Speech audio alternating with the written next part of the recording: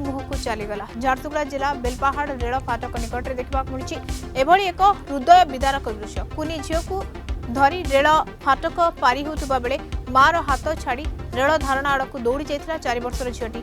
ठीक से ही समय उत्कल एक्सप्रेस आसुवर देखी झील पछरे दौड़ी माँ झील को लौह दानव आगु घोषाड़ी आनी निजे मृत्युर शिकार हेले।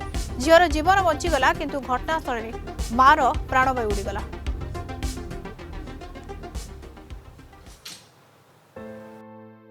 माँ ता ना जेमिति तार स्नेह भी सेमिति।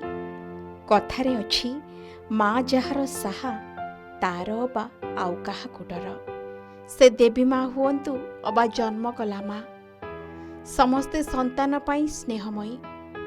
माँ नाटी जेतिकी मधुर तार ममता मध्य ताठारु अधिक मधुर। पिलाकु कष्ट हेले कहिबाकु पड़ेनी, माँ निजे जानिनिए। माँ कोल हेउछि दुनियार सबुठु सुरक्षित स्थान संतान पाई। माँ ओ तार ममता विषय रे जेते कहिले भी सरीब नाही। आज पुणी जने मार विशाल हृदय कथा आसीछि सामनाकु। कहानी नुहे संपूर्ण वास्तव। तेबे घटी जाइछि एक अति दुखद घटना। निज संतान को बंचाइबाकु जाई निज जीवन को बाजी लगाई देछि जने माँ। हाँ दर्शक बंधु, छुआ आगरे चलीगला मार जीवन। आउ तले हतबाग होई बसिथिला निरीह शिशु। बुझी पारुनथिला कौन घटीगला क्षणिक भितरे।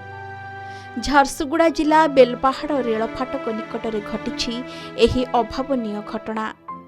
उत्कल एक्सप्रेस धक्कारे मार मृत्यु होइथिबा बेले 4 वर्षर शिशु कन्या अल्पके बर्ती जाइछि। मृत महिला जनक मंजू यादव बोली पुलिस सूचना देइछि।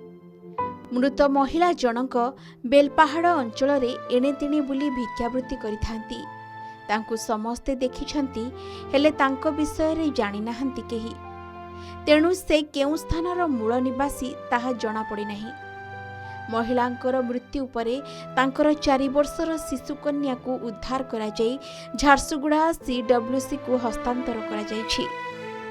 जहा सूचना मिली कि सोमवार अपराह्न प्राय 2:15 रे मंजू निज कुनी झील को नहीं बेलपाहाड़ रेल फाटक पारी हेउथिले।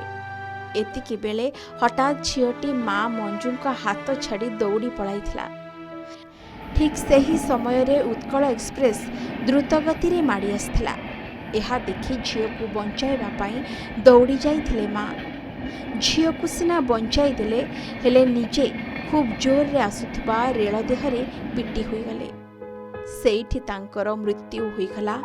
आउ कुनी झीलटी अल्पके बर्ती जाइथिला। महिला को स्थानीय लोके उद्धार करी तुरंत चिकित्सालय को नैथिबा बेले सेठारे डाक्तर तांको मृत घोषणा करथिले। ए नै रेलबाई पुलिस एक मामला रुजु करी घटनार तदंत आरंभ करिछि।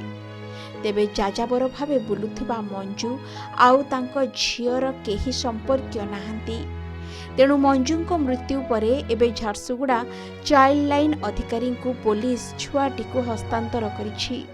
माटा आम दोकान आसला माँ झील दी जन आसते 60 टंकार जिनस किणिले किणिकी गेट गेट आड़े जाऊले छुआटा गाड़ी आसला छुआटा दौड़ी पलैला बेले छुआ को बचावा चक्कर माटा गला आ ट्रेन लाइन रे पिटी है ट्रेन रे पिटी है छुआ छुआ को उद्धार कले रेलवे कर्मचारी छुआ को उद्धार कले उद्धार करके पुलिस वर्का आसिकी छुआ को लेकिन गले फाटक तो एक्चुअली लाइन टा बहुत बिजी हो बहुत गाड़ी मोटर आसुची गली की जीवा कथा नुह से लोक मैंने जाऊँ लोक मान भूल गली की जीवा कथा नुह आम ये जगह भीड़ भटका बहुत हो दिन को बहुत ट्रेन आउची। वर्तमान माँ छेउंड कुनी झीर दायित्व नहीं चाइल्ड लाइन। तार भविष्यत कौन हेब से कथा आगामी समय ही स्थिर करिबो। तेबे एभली दुर्घटना बारंबार एही रेल फाटक निकटरे घटुछि बोली स्थानीय लोक माने अभियोग करिसंती। तथापि फाटक बंद थिबा अवस्था रे नियम न मानि पार हेउछंती लोक माने भोगुछंती एभली दुर्दशा। सचेतन न हेले एभली दुर्घटना घटी चलिथिबो आउ लोके मरुथिबे। एमिति सहाराहीन होई पड़ुथिबे अनेक। झारसुगुड़ारू संतोष कुमार साहू को रिपोर्ट, कलिंग टीवी।